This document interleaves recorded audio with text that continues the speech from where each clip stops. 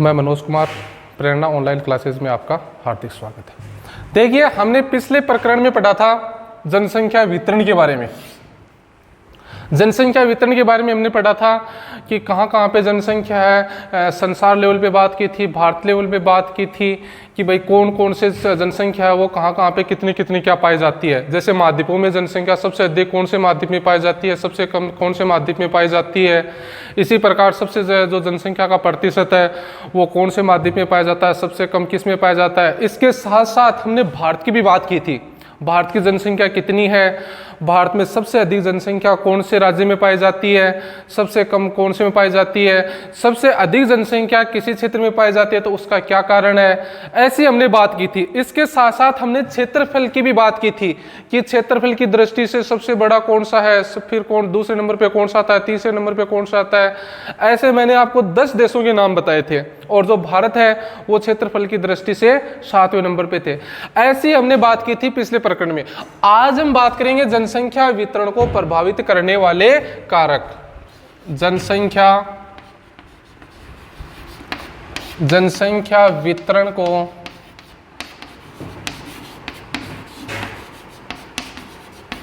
प्रभावित करने वाले कारक। देखिए, जनसंख्या वितरण को प्रभावित करने वाले कारक।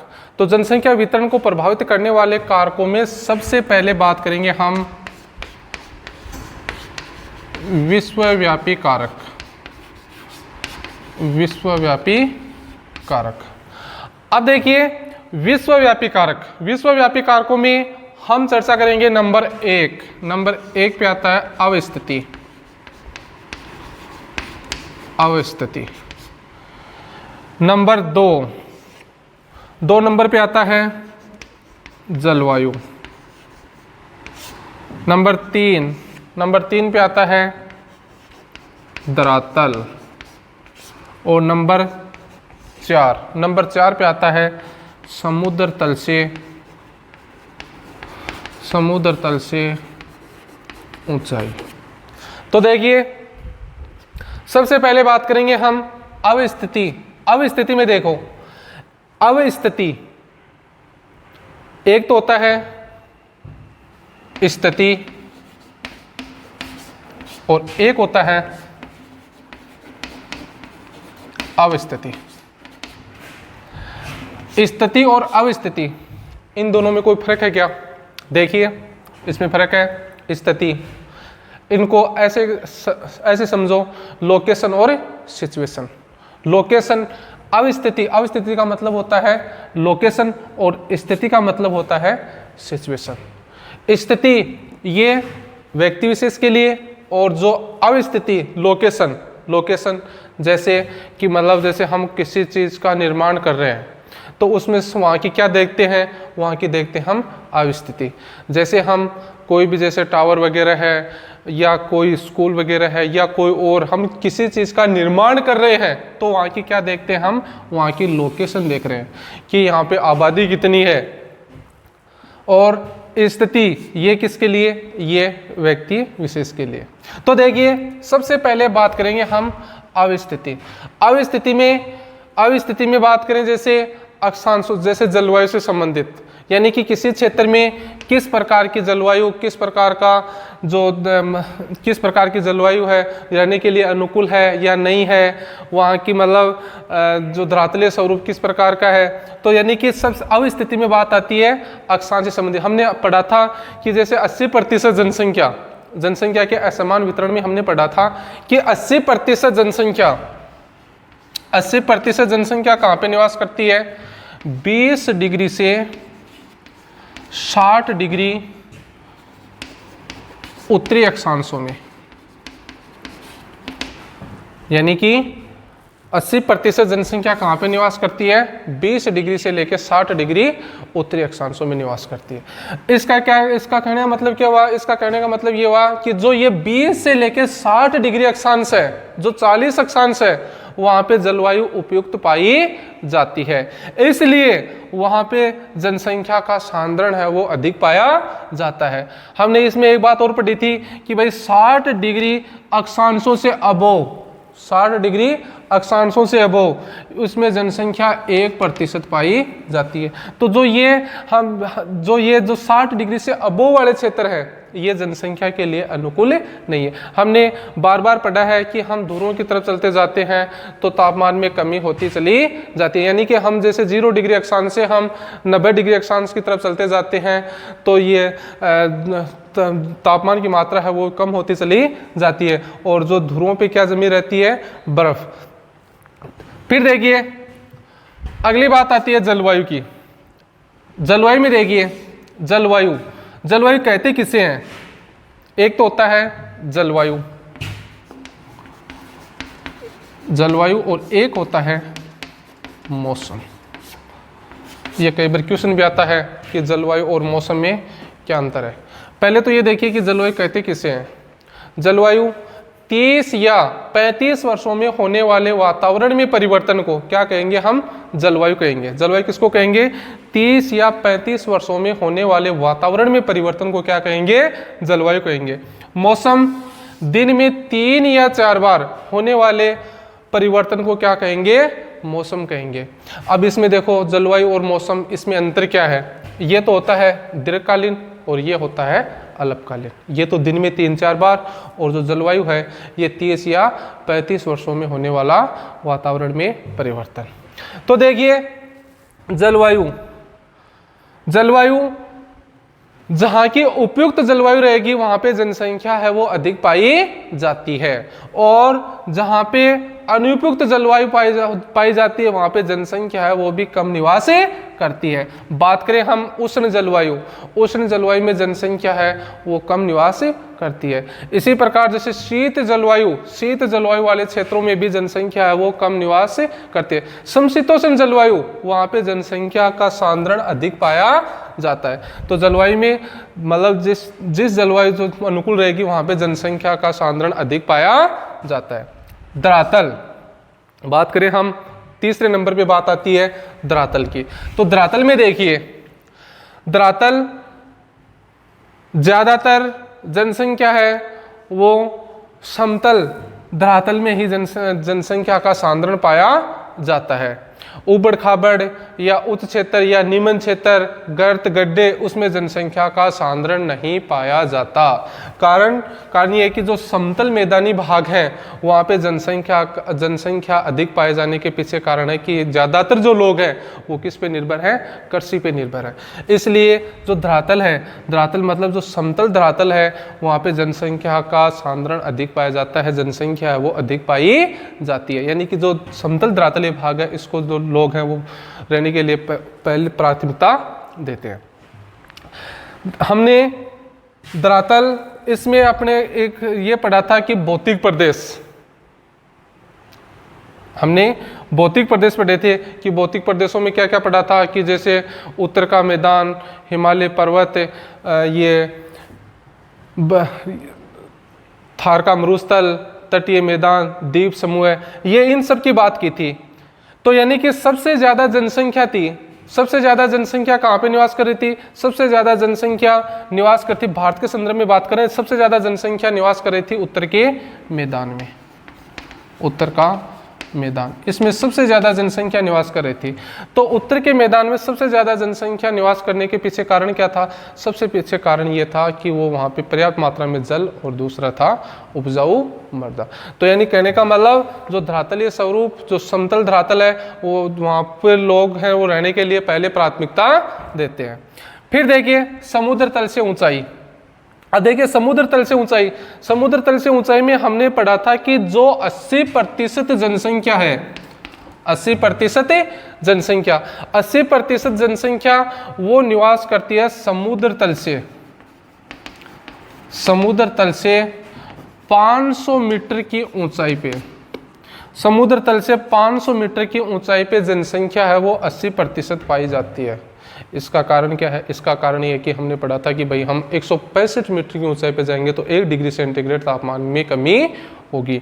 जो ये 500 मीटर समुद्र तल से जो 500 मीटर वाला भाग है ये रहने के लिए उपयुक्त है, इसलिए यहाँ पे 80% जनसंख्या पाई जाती है। दूसरे नंबर पे देखिए प्रादेशिक कारक। प्रादेशिक कारकों में सबसे पहले बात करेंगे हम नंबर 1 भूमि की बनावट, नंबर 2 नंबर पे आता है जल आपूर्ति, नंबर 3 नंबर पे आता है मिट्टियाँ, नंबर 4 नंबर पे आता है वनस्पति और नंबर 5 पे आता है खनिज, नंबर 6 पे आता है शक्ति के साधन। सबसे पहले देखिए प्रादेशिक कारकों में भूमि की बनावट। भूमि की बनावट में कि यानी कि वहाँ का धरातलीय स्वरूप किस प्रकार का है, समतल है, उबड़ खाबड़ है, या उच्च क्षेत्र है, या निम्न क्षेत्र है, गर्त है। तो यानी कि भूमि की बनावट में वहाँ की भूमि की बनावट किस प्रकार की है। नंबर 2 में आता है जल आपूर्ति। जल आपूर्ति में कि यहाँ जहाँ पे जल आपूर्ति अधिक होगी वहाँ पे जनसंख्या है वो अधिक निवास करेगी, जहाँ पे जल की कमी है वहाँ पे जनसंख्या है वो कम निवास करती है। क्यों भाई? क्योंकि जल भारत में अधिकतर लोग किस पे निर्भर हैं? कृषि पे निर्भर हैं। तो कृषि के लिए क्या चाहिए? पर्याप्त मात्रा में जल। तो यानी कि जहाँ पे जल रहे, जहाँ पे जल की आपूर्ति अधिक रहेगी वहाँ पे जनसंख्या अधिक पाई जाती है, और जहाँ पे जल की कमी है वहाँ पे जनसंख्या है वो कम पाई जाती है। इसी प्रकार बात करें हम थार के मरुस्थल में जनसंख्या है वो कम पाई जाती है। तो इसका कारण क्या है? इसका कारण यह है कि वहाँ पे जल की कमी है। जो थार का मरुस्थल है वहाँ पे क्या है? जल की कमी है, इसलिए वहाँ पे जनसंख्या घनत्व है वो क्या पाया जाता है? कम पाया जाता है। फिर देखिए बात करें हम मिट्टियाँ कितने प्रकार की पाई जाती है? मिट्टी है वो 8 प्रकार की पाई जाती है। अब देखिए इसमें भी जहाँ पे उपयुक्त, जो कृषि के लिए उपयुक्त मृदा मिट्टी रहेगी वहाँ पे जनसंख्या है वो पर्याप्त मात्रा में पाई जाती है, और जो कृषि के लिए उपयुक्त नहीं रहेगी वहाँ पे जनसंख्या है वो कम पाई जाती है। जैसे काली मृदा है, पर्वतीय मृदा है, इन क्षेत्रों में जनसंख्या है वो अधिक पाई जाती है। तो ये किसके लिए उपयुक्त रहती है? ये कृषि के लिए उपयुक्त रहती है। फिर देखिए बात करें हम वनस्पति में बात करें हम, जहाँ पे वनस्पति है वो अधिक पाई जाती है वहाँ पे जनसंख्या का सांद्रण भी अधिक पाया जाता है। फिर खनिज में देखिए खनिज किसे कहते हैं? खनिज देखिए हम बात करें खनिज की, तो खनिज कहते किसे हैं? भूमि के अंदरूनी भागों से खनन के द्वारा जो निकाला जाता है उसको क्या कहते हैं? खनिज कहते हैं। ये खनिज किन से बनते हैं? खनिज बनते हैं तत्व प्लस तत्व। ये किन से बनते हैं? तत्वों से। हमारी पृथ्वी है वो 8 प्रमुख तत्वों से मिलके बनी हुई है। तो खनिज भूमि के अंदरूनी भागों से खनन द्वारा जो निकाला जाता है उसको क्या कहते हैं? खनिज कहते हैं। जिन क्षेत्रों में खनिज की मात्रा अधिक पाई जाती है वहाँ पे जनसंख्या अधिक पाई जाती है, और जिन क्षेत्रों में खनिज की मात्रा कम पाई जाती है वहाँ पे जनसंख्या है वो भी क्या पाई जाती है?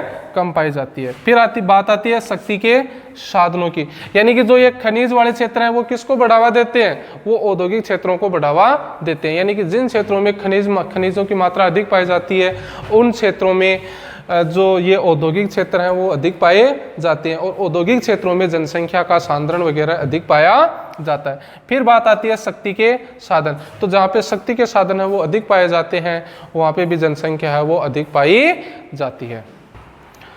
देखिए अगला पॉइंट है ग, यह है सांस्कृतिक कारक।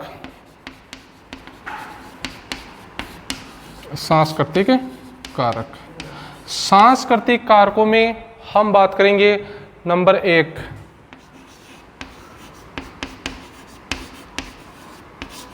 आर्थिक अवस्था। नंबर 2 नंबर पे आता है राजनीतिक स्थिति। राजनीतिक स्थिति। नंबर 3 पे उन्नति का स्तर। उन्नति का स्तर। नंबर 4 नंबर पे बात करेंगे हम मनोवैज्ञानिक।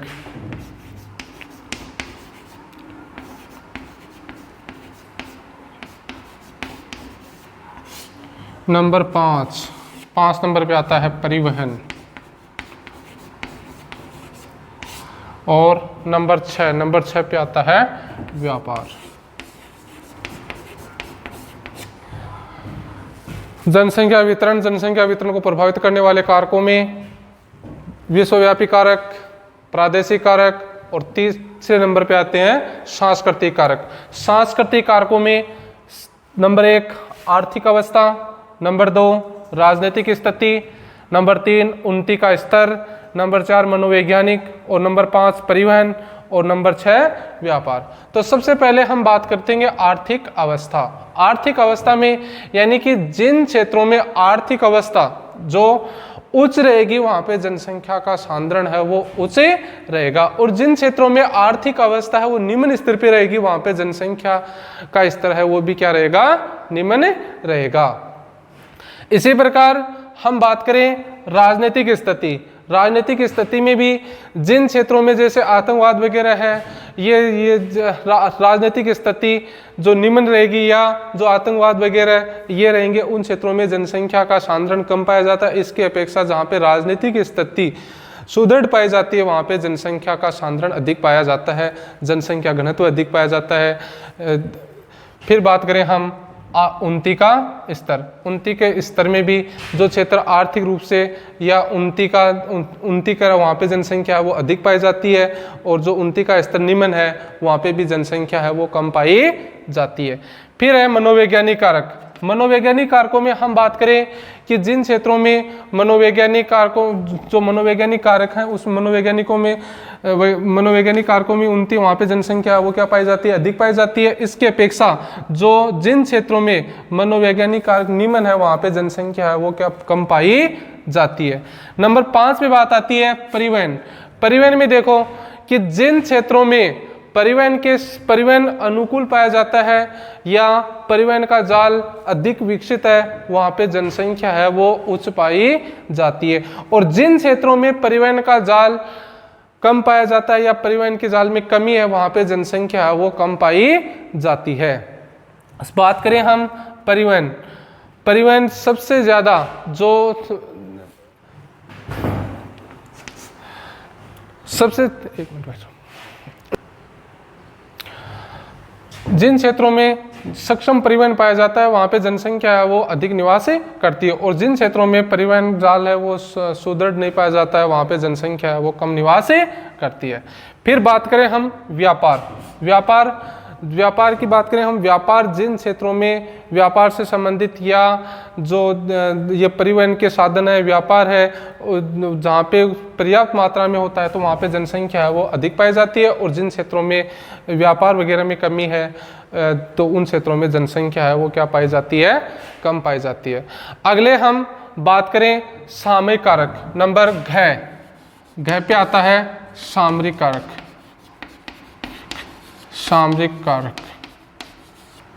सामरिक कारकों में बात करेंगे सबसे पहले वातावरण के अनुकूल। वातावरण के अनुकूलन। नंबर दो पे आता है पारस्परिक निर्भरता।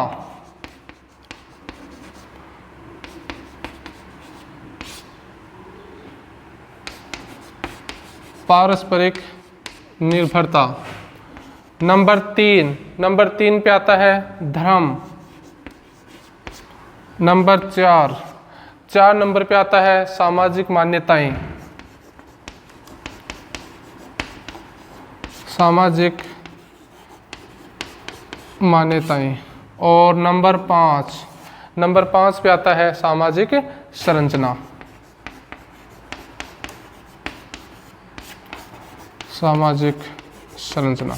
तो अब देखिए हम जनसंख्या वितरण को प्रभावित करने वाले कारकों में बात करेंगे सामरिक कारक। सामरिक कारकों में देखिए वातावरण के अनुकूल में जो क्षेत्र जिस प्रकार के वातावरण के अनुकूल रहेगा वहाँ पे जनसंख्या है वो अधिक पाई जाती है, और जिसके वातावरण के अनुकूल नहीं रहेगा वहाँ पे जनसंख्या की क्या पाई जाती है, कमी पाई जाती है। पारस्परिक निर्भरता का मतलब होता है कि व्यापार से संबंधित, जैसे दो पड़ोसी देश या दो पड़ोसी राज्य एक दूसरे वस्तुओं पे क्या रहते हैं, निर्भर रहते हैं, आयात निर्यात पे निर्भर रहते हैं। यानी किसी क्षेत्र में किसी वस्तु की कमी रहती है तो उससे संबंधित वस्तु उस दूसरे राज्य या देश से क्या की जाती है, आयात निर्यात की जाती है। धर्म से संबंधित, तो जैसे व्यक्ति हैं वो धर्म से संबंधित जो ज़्यादातर जो जहाँ पे निर्भर रहते हैं वो किस पे निर्भर रहते हैं, धर्म से संबंधित। यानी कि जो जिस क्षेत्र में लोग रहते हैं, निवास करते हैं, वो धर्म से संबंधित रहने के लिए भी क्या देते हैं, प्राथमिकता देते हैं। सामाजिक मान्यता और सामरिक संरचना। अब देखिए इसको दोबारा देखिए एक बार। जनसंख्या वितरण को प्रभावित करने वाले कारक। जनसंख्या वितरण को प्रभावित करने वाले कारकों में सबसे पहले हमने पढ़ा था विश्वव्यापी कारक, और विश्वव्यापी कारकों में सबसे पहले अवस्थिति। ये आपके एक बड़ा क्वेश्चन आता है कि जनसंख्या वितरण को प्रभावित करने वाले कारकों का विस्तृत वर्णन कीजिए। तो इसमें आप लोगों को सबसे पहले विश्वव्यापी कारक, नंबर 2 प्रादेशिक कारक, और नंबर 3 सांस्कृतिक कारक और सामरिक कारक। बात करें हम विश्वव्यापी कारक। विश्वव्यापी कारकों में अवस्थिति, जलवायु, धरातल, समुद्र तल से ऊंचाई। अब इसमें देखो आपसे इस तरीके से पूछ सकता है कि जनसंख्या वितरण को प्रभावित करने वाले कारकों में विश्वव्यापी कारकों का विस्तृत वर्णन करो। तो विश्वव्यापी कारकों में सबसे पहले अवस्थिति, नंबर 2 जलवायु, नंबर 3 धरातल, और नंबर 4 समुद्र तल से ऊंचाई। इन सब का अवस्थिति क्या होती है, जलवायु क्या होता है, धरातल, समुद्र तल से ऊंचाई, इनके बारे में लिखना। इसी प्रकार जनसंख्या वितरण को प्रभावित करने वाले कारकों में प्रादेशिक कारकों का विस्तृत वर्णन करो। तो प्रादेशिक कारकों में आपको सबसे पहले बात लिखनी है भूमि की बनावट, नंबर 2 जलापूर्ति, नंबर 3 मिट्टियां, नंबर 4 वनस्पति, नंबर 5 खनिज, और नंबर 6 शक्ति के साधन। यानी कि भूमि की बनावट किस प्रकार की, जलापूर्ति कितनी क्या, यानी कि मिट्टियां, वनस्पति, खनिज, ये सारे के सारे। फिर आता है सांस्कृतिक कारक, यानी कि जनसंख्या वितरण को प्रभावित करने वाले कारकों में सांस्कृतिक कारकों का विस्तृत वर्णन करो। तो इसमें आता है आर्थिक अवस्था, राजनीतिक स्थिति, उन्नति का स्तर, मनोवैज्ञानिक, परिवहन और व्यापार। फिर बात आती है सामरिक कारक। सामरिक कारकों में वातावरण के अनुकूल, पारस्परिक निर्भरता, धर्म, सामाजिक संरचना और सामाजिक मान्यताएं।